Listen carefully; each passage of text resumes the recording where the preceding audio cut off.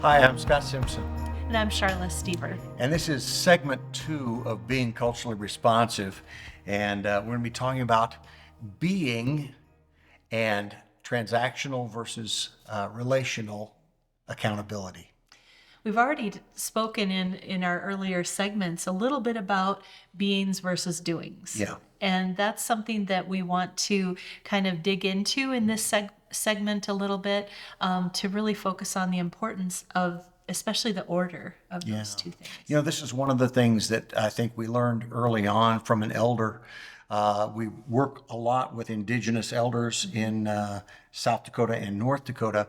And I remember a time when an elder talked about dealing with human beings rather than human doings, because he felt like a lot of his children and grandchildren weren't being seen as who they were. They were being evaluated about what they did. And obviously, as teachers, and he was talking about the school system, we look at what students do in order to learn how to help them. But if we fail first to see them as who they are, to recognize that and let them know, I see you.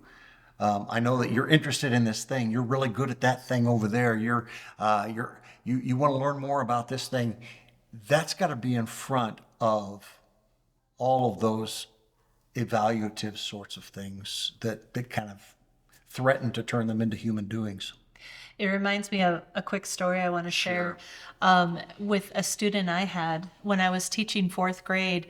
I remember we got to the end of the year and we were sharing, having meetings about our students and their growth over the course of the year. And this particular student at the end of fourth grade was showing up around an upper second grade reading and math level. And if you just looked at that, you'd think, wow, they're really low. Like what happened there? Mm-hmm. The problem was if you didn't know the story, you had no idea how much growth that had been that year. He had started at a non-reading level. Wow. And so I think about when we don't have that story in place with the data, we can really make judgments about the individuals just based on scores. Right. And when we see that the story shows this little person coming in from a very difficult situation and made more than 2 years of growth in 1 year, that's amazing. And we should celebrate that. Yeah. And so that's where that importance of being first. If we know the person first, it makes all those numbers even more important. And I don't think we're ever saying that we don't take into account data. Mm-hmm. But when we know the story first, it can make that data all the more valuable. Yeah. I think just to piggyback off of that, one of the things that happens as we grow older, as you and I both are, we tend sometimes to define ourselves by what we do, And I've seen it happen before when someone retires and they're no longer doing what they've done their whole life and they don't know who they are anymore. Right. And it takes some time to figure out, who am I? And so I think on the front end, making sure that we see young people who they are first and foremost. And then as we get older, as we mature, as teachers, as professionals, as parents, to make sure that we have space in our lives to be, not just to do. Because that's a real shocker when suddenly you realize I'm just doing all this stuff and I don't know who I am, So. I actually remember a time where I was making a big shift. I was leaving the classroom and I was going to come and work as a learning specialist. And I was having a hard time with it because who am I if I'm not Mrs. Stever? Yeah. And I had been Mrs. Stever for such a big part of my adult life that I was really struggling to think about who I would be if I didn't have that teacher next to my name. And a good friend of mine said, Well, you're Charla Stever and always have been, always will be. And so I think knowing ourselves, who we are, Yeah. is important as well. This is one of the things that the circle of trust is really good about, and I want to just take a moment to kind of recall some of the things we've talked about in the circle of trust, because we are going to invite you to do a little circle here in just a little bit. But it begins with that third thing, and how does that third thing, maybe something I've never seen before, how does that remind me of who I am? Well, I respond to it, and quite often I respond to it from a deeper part of myself. You know, a lot of times the third thing will bring up stories that I just barely remember, but they'll trigger something about what happened to me in third grade, or what happened to me when I was in high school or back in college. And then I'm invited to share that, and I'm not sharing something I do, like, you know, my job or uh, my degree. I'm sharing something that is a key piece of what shapes me and what makes me who I am. That happens quite often in a circle of trust. And when we look around the circle, everyone's bringing those unique stories. So I also get to see the authentic, real beings that are in this circle with me. I just think of the richness and the depth that comes when we create our learning space to be like this. Yeah. Because not only is every student in your care learning from you as the teacher, they're learning from all their classmates, they're learning from themselves as they engage with whatever that third thing is, whether it's a lesson or whatever concept you're hoping that they gain. And so I think that circle of trust idea is just such a wonderfully vital part of creating healthy learning spaces. And if we see that as a way, as the way maybe that we get to know each other, what it does is it short circuits our tendency to make assumptions based on appearances or something. I can't tell you how many times we've been with teachers in a school, in a circle, teachers who have worked with each other for years. Someone shares a story, and this other teacher who's known them for 30 years maybe says, "Wow, I never knew that. Wow, we should get together." Because sometimes our doings, our work, does not open up those doors for us. We've got to make space.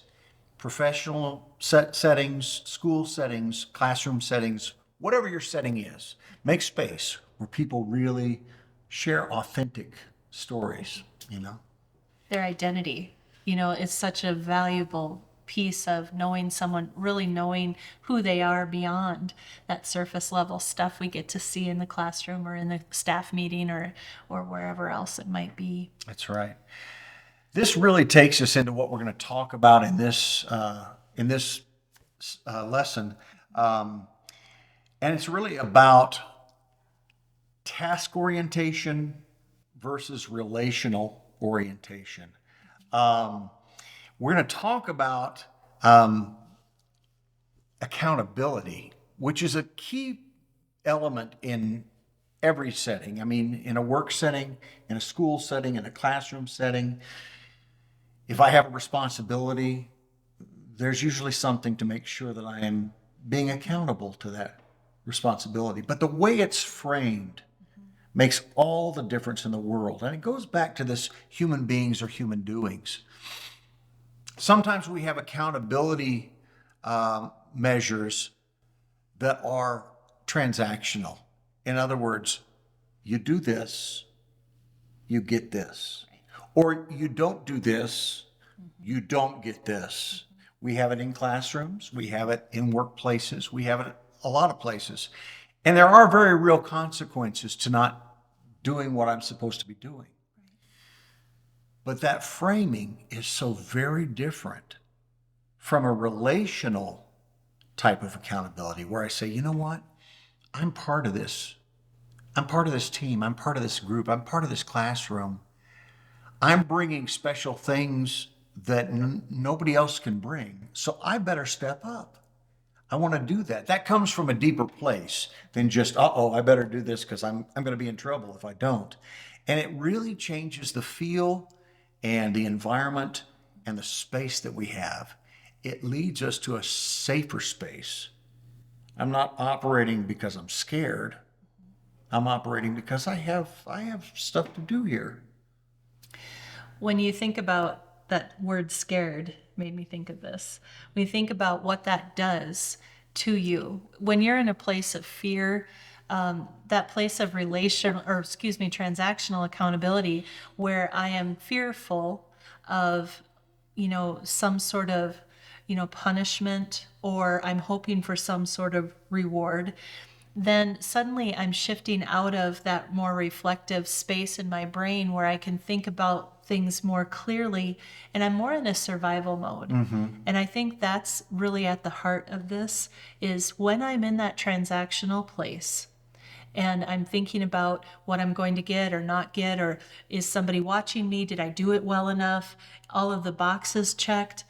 I'm not really thinking about it from a place of depth or reflective space. I am simply trying to survive. Yeah. It ignites my amygdala, that lower part of my brain that really drives me toward fight, flight, or freeze. And I'm very reactionary, but not thoughtful, not reflective. When I'm operating from my frontal lobe, from the higher level of thinking, because there's not a fear element there. There's a relational element. I know that I've got a space, I've got a place, it's safe, I have what I need, and I'm bringing something that I have that's unique.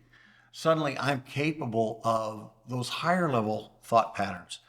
Not only higher level learning, but also things like empathy and compassion, which further helps make that space safe for the other members of the classroom or the work team or the workspace or the social gathering. You think about how that impacts us as adults, Yeah. how we feel. It's doing the same thing for every student in front of us or every staff person we have under us that we're working with. Every one of us is in that space of, am I feeling like I'm good enough? Am I feeling like I'm really a part of this? Or am I strictly trying to check boxes? Right. Am I in relationship? And so I think when we think about those two sides of accountability, there's nothing wrong with having a reward, having a popcorn party at the end of a long week where we worked really hard to accomplish something as a group, my class. There's nothing wrong with that. However, if that's constantly the driving force, it's not making those important connections inside of me, the relationship that's in place as a classroom of learners or as a staff that's working on a project. We're just simply trying to accomplish the task before us without really thinking much further than that. So just to kind of bring this this idea of relational versus transactional accountability back in line with what we're talking about in a broad sense, which is being culturally responsive.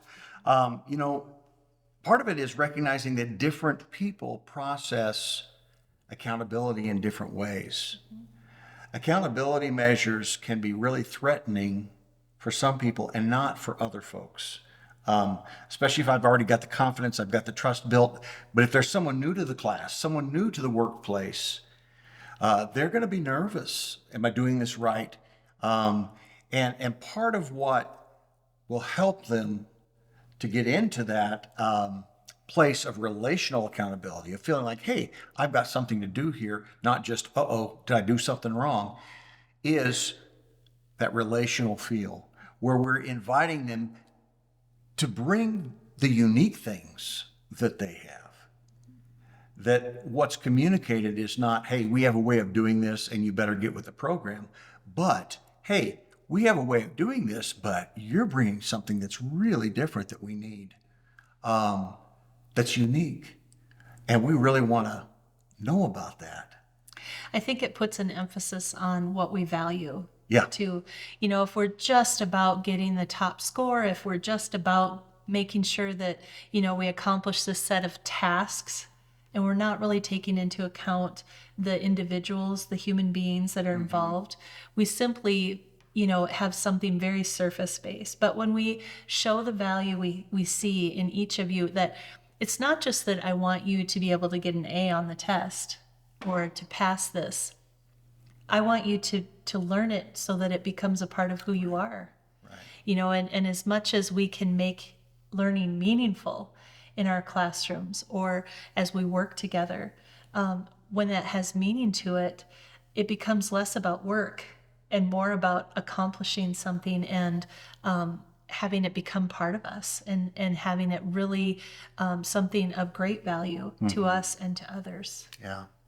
So what we'd like to do here in a moment is we're going to have you pause the video again, and we're going to, here in just a moment, we're going to give voice to some invitational questions for you.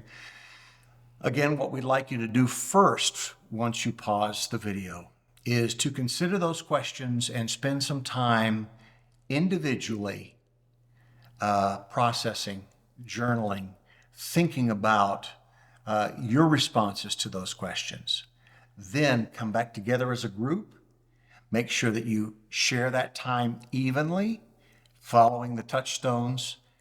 Have a time of deep sharing and deep listening in which everyone is able to participate, is invited to participate in the way that they feel comfortable participating. And then when that is done, we'll come back to finish off this segment. So let's take a look at some of the questions you might consider. Number 1, what is the accountability culture in my workplace or with my team? Number 2, how often do I lead with my being rather than my doings?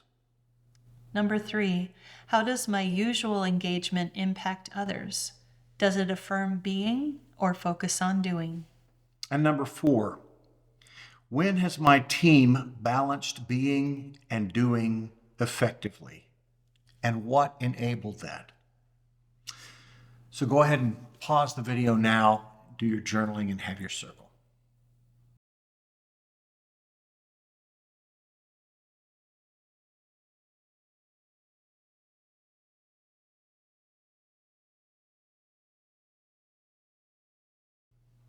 Well, welcome back. I hope that created some opportunities for some rich conversation, maybe some opportunities for some aha moments, I guess, as we think about how we engage with each other as we work and learn together. So hopefully that gave you the space and time that each of you needed for that. So we've talked about third things, and usually a third thing is something that we engage with, reflect on, and then share. There's another kind of third thing, and we like to call it a grace note. It taps in again to the ideas that we've been talking about, but it's just a closer. It's a way of not having the conversation just end, but to give one more thing that you take away with you and maybe ruminate on again later. So we're going to share a couple of things right now as a grace note. First of all, this poem by Lynn Unger called Camas Lilies, which gives us a lovely look at the tension between certainly wanting to feel useful and productive, but also wanting to be valued simply for who I am, the beauty that's inherent in my being. So take a little bit of time to read the poem and then to listen to a song by Scott that he's written, Am I Lovely Now? And just sit with this, let it just sink in and soak in and enjoy it. And when you come to the end of it, we'll have one last little message for you. Consider the lilies of the field, the blue banks of camas opening into acres of sky along the road. Would the longing to lie down and be washed by that beauty abate if you knew their usefulness? How the natives ground their bulbs for flour, how the settlers' hogs uprooted them, grunting in gleeful oblivion as the flowers fell? And you, what of your rushed and useful life? Imagine setting it all down, papers, plans, appointments, everything, leaving only a note. Gone to the fields to be lovely. Be back when I'm through with blooming. Even now, unneeded and uneaten, the camas lilies gaze out above the grass from their tender blue eyes. Even in sleep, your life will shine. Make no mistake. Of course, your work will always matter. Yet Solomon, in all his glory, was not arrayed like one of these. Lynn Unger.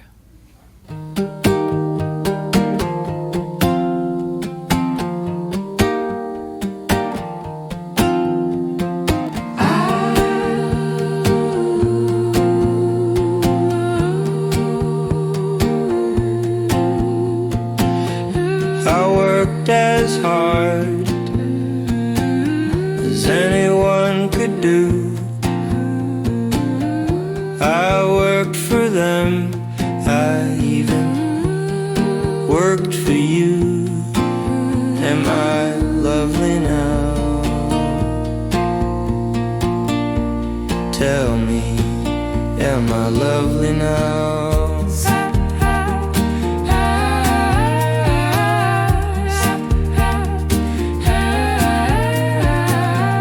I felt as useful as any tool. Just fold me up next to the carpenter's rule. Am I lovely now? Tell me, am I lovely now?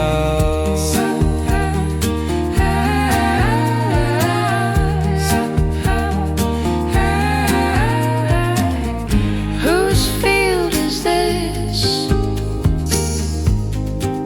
Whose sunshine and whose rain?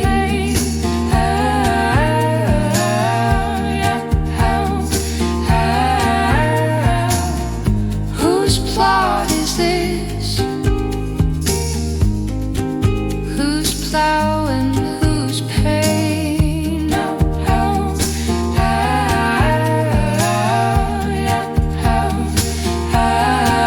Oh, would you cut me now? Is that the marketable plan?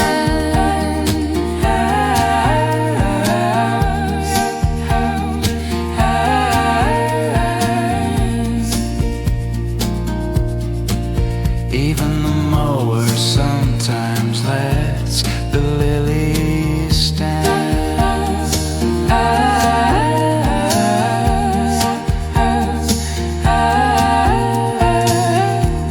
Birds conspire with the summer clouds. No bottom line, no cheering crowds. Am I lovely? Tell me, am I lovely even now?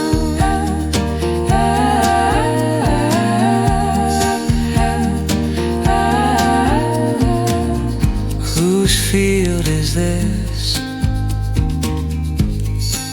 Whose sunshine and whose rain?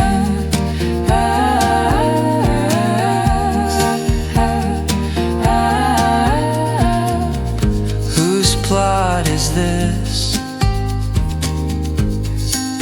Whose plow and whose pain?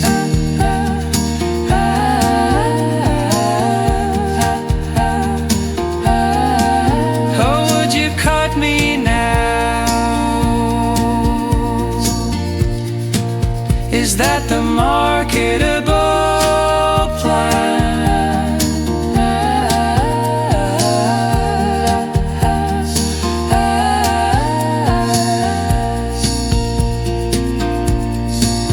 Even the mower sometimes lets the lily stand.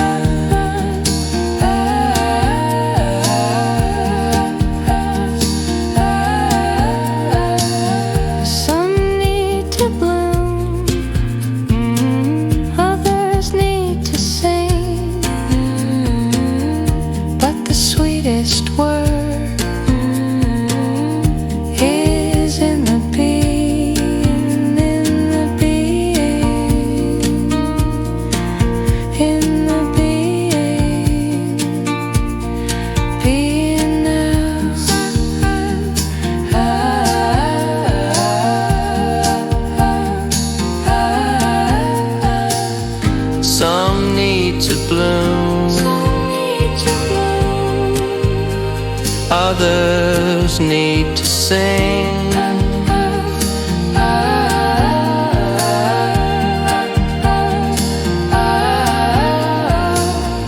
But the sweetest word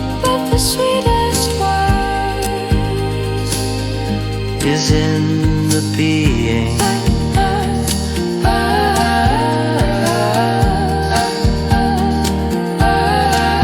In the being, in the being, being now.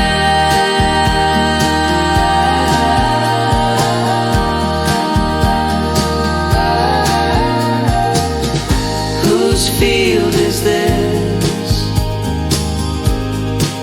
Whose sunshine and whose rain?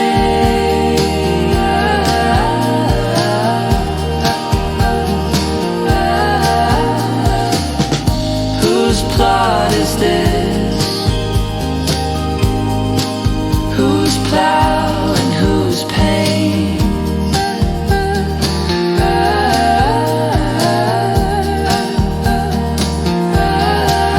Or would you cut me now?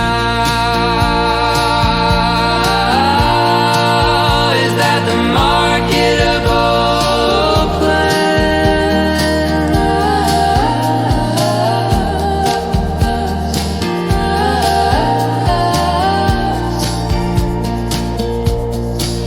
Even the mower sometimes lets the lilies stand.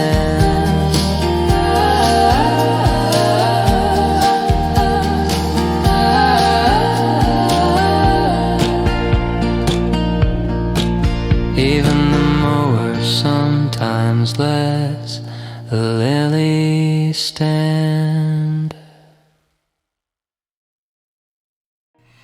Well, thank you for your time today, and I hope that our conversation about accountability, about beings ahead of doings, has been helpful.